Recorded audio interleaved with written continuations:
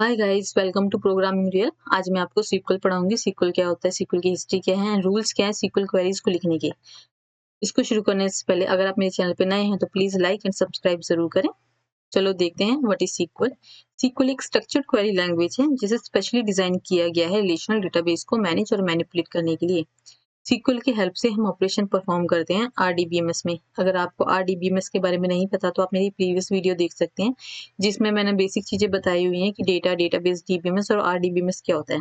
जिसमें operation perform करते हैं वो किस तरह के होते हैं, जैसे क्रिएट, रीड, अपडेट और डिलीट। इसे हम क्रूड ऑपरेशन कहते हैं जो डेटाबेस में परफॉर्म होते हैं। SQL history. सीक्वल की हिस्ट्री क्या है? बिफोर सीक्वल 1960 में जब हम डेटा को जो स्टोर करते थे वो उसको स्टोर करने के अलग अलग तरीके हुआ करते थे, जैसे कि file based system, flat files like जैसे सीएसवी फाइल्स होती हैं वैसे फ्लैट फाइल्स उस टाइम यूज हुआ करती थी। डेटाबेस मॉडल, हायरार्किकल मॉडल और नेटवर्क डेटाबेस मॉडल यूज हुआ करते थे जो कि बहुत ज्यादा कॉम्प्लेक्स होते थे, क्योंकि जब तुम्हें डेटा फेच करना होता था तो ये बहुत ज्यादा टाइम लगता था, जो कि बिल्कुल भी सही नहीं था। The idea of the relational database. एक रिसर्चर थे एडगर कोड, जिन्होंने आइडिया दिया डेटा को टेबल में स्टोर करने का, और ये मेथड सबको ज़्यादा इजी और फ्लेक्सिबल लगा उनके ओल्डर सिस्टम से, जिसका नाम इन्होंने रिलेशनल मॉडल दिया। The creation of SQL. IBM, the big tech company, जो एक बिग टेक कंपनी है, उन्होंने एडगर कोड के आइडिया को प्रैक्टिस में लाने के लिए एक एक्सपेरिमेंटल सिस्टम बनाया जिसका उन्होंने नाम दिया सिस्टम आर, और उसके लिए एक नई लैंग्वेज बनाई ताकि वो टेबल के साथ काम कर सकें, जिसका उन्होंने नाम दिया था initially SQL, structured English query language, जो फर्स्ट वर्जन थी सीक्वल का। बाद में इसका नेम शॉर्ट कर दिया। सीक्वल बिकम्स कमर्शियल 1979 में। जो ओरेकल कंपनी है उन्होंने अपना फर्स्ट कमर्शियल डेटाबेस बनाया था जिसमें उन्होंने सीक्वल को यूज किया था, जिसकी वजह से सीक्वल की पॉपुलैरिटी और ज्यादा बढ़ गई, और और ज्यादा बढ़ गई क्योंकि बिजनेसेस में यूज होने लगी उनके डेटा को मैनेज करने के लिए। SQL becomes a standard. American national standard institute, जिन्होंने ऑफिशियली सर्टिफाइड सीक्वल को लैंग्वेज माना और उसको बाकी डेटाबेस के साथ काम करने के लिए सही समझा, और उनको बाकी डेटाबेस के साथ जोड़ने के लिए भी कहा गया, क्योंकि उसमें कंसिस्टेंसी बनी रहे बाकी डेटाबेस के साथ कि सीक्वल को आराम से हर डेटाबेस में यूज किया जा सके। Sequel gets better. 1990 में सीक्वल के अंदर इम्प्रूवमेंट्स चल रही थी, और उसके साथ जो नए फीचर्स आए थे वो कौन से थे? वो थे जो डेटा को डिफरेंट टेबल से डेटा को फेच करना जॉइंस लगा के, और ग्रुप डेटा पे कैलकुलेशंस को परफॉर्म करना। इस इम्प्रूवमेंट्स ने जो सीक्वल को और ज्यादा पावरफुल बना दिया। आज की डेट में जो सीक्वल चल रही है वो हर आरडीबीएमएस में यूज हो रही है, जैसे कि MySQL, PostgreSQL, Microsoft SQL server, जो इवन क्लाउड डेटाबेस में भी, ओरेकल, और ये बिग डेटा प्लेटफॉर्म जैसे गूगल बिग क्वेरी, इसमें भी सीक्वल यूज हो रही है क्योंकि ये सिंपल लैंग्वेज इंग्लिश की तरह होती है जिसको हम आराम से यूज कर सकते हैं भी हर डेटाबेस में। रूल्स क्या है सीक्वल क्वेरीज को लिखने के, चलो वो देखते हैं।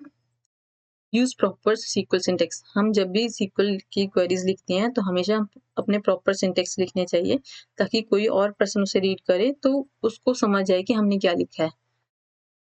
जैसे कि जो इसके सीक्वल के कीवर्ड्स हैं उसको उसको हमेशा कैपिटल्स में लिखना चाहिए, अपर केस में, और जो टेबल और कॉलम नेम्स हैं उनको लोअर केस में। फॉर एग्जांपल आप देख सकते हो, जैसे ये सीक्वल का कीवर्ड है सिलेक्ट फ्रॉम वेयर, जिनको हमने कैपिटल में लिया है। जो टेबल है जैसे employee, first name, last name, इनको हमने लोअर केस में लिया हुआ है। हमेशा हमें अपनी जो क्वेरीज लिखते हैं उसको प्रॉपर फॉर्मेट में लिखना चाहिए, प्रॉपर उसमें स्पेसिंग और टैब्स होने चाहिए ताकि को ज्यादा वो कंफ्यूजन ना हो कि क्या लिखा है, कुछ नहीं लिखा, इसकी कोई फॉर्मेटिंग नहीं है, कुछ नहीं है, ऐसा कुछ ना लगे। प्रॉपर फॉर्मेटिंग के साथ स्पेसिंग टैब्स के साथ लिखना चाहिए। जैसे कि आप एग्जांपल देख सकते हो, ये अभी छोटी क्वेरी है तो आपको इसको लगेगा कि कुछ नहीं है, बट जब कॉम्प्लेक्स क्वेरी पे काम करते हो तब आपको फॉर्मेट की जरूरत पड़ती है। यूज मीनिंगफुल नेम और कंसिस्टेंट नेमिंग कन्वेंशन। हमेशा आप जो आप टेबल बनाते हैं, ये कॉलम्स के नेम रखते हैं, हमेशा मीनिंगफुल नेम रखने चाहिए, और हमेशा नेमिंग कन्वेंशन का ध्यान रखना चाहिए। Naming convention like snake case, camel case, ये इनको यूज करना चाहिए और इसी के साथ स्टिक रहना चाहिए जब तक आप उसमें काम कर रहे हो। आप एग्जांपल देख सकते हो स्नेक केस, जैसे इसमें स्नेक केस हमने अंडरस्कोर लिया हुआ है और सारे जो वर्ड्स हैं वो स्मॉल लेटर्स में है। और कैमल केस में क्या होता है, हमने इसमें अंडरस्कोर नहीं लिया, बट जो सेकंड वर्ड होता है जैसे आई है इसमें आईडी का, उसको हमने कैपिटल में लिया हुआ है, और जैसे एम्प्लॉय नेम इसमें एन को हमने कैपिटल में लिया हुआ है, इसे कैमल केस कहते हैं। Use joins instead of subqueries when possible. Joins optimize होते हैं सब क्वेरीज के से ज़्यादा, और हमेशा हमें जॉइंस यूज करने चाहिए, क्योंकि इसको जब आप जॉइंस यूज करते हैं तो आपकी जो क्वेरीज लिखते हो वो ऑप्टिमाइज होती है। सब क्वेरी बहुत कंफ्यूजन क्रिएट कर देती है, कि जब आप कॉम्प्लेक्स क्वेरी लिखोगे ना तब आपको पता लगे कि इन दोनों में डिफरेंस क्या होता है। मैं आपको नेक्स्ट जो आने वाली वीडियोस हैं उनमें भी बता दूंगी जॉइंस और सब क्वेरीज में डिफरेंस क्या होता है, अगर आपको अभी नहीं पता लग रहा तो कोई बात नहीं। Limit the number of result for testing. जो आपको अपने रिजल्ट सेट निकालना होता है तो उसको लिमिट करना चाहिए जब आप टेस्ट कर रहे हो। पूरा जब भी आप टेस्ट करो तो पूरा डेटा सेट निकालने की जरूरत नहीं पड़ती है, बस उसमें लिमिट लगा देनी चाहिए। जैसे कि आप मुझे मुझे एम्प्लॉय का डेटा चेक करना है तो मैं लिमिट लगा के 10 रोज निकाल दूंगी और उसको चेक कर लूँ कि मेरा डेटा उसमें है वो सही आ रहा है या नहीं आ रहा है। Use aliases for tables and column name when necessary.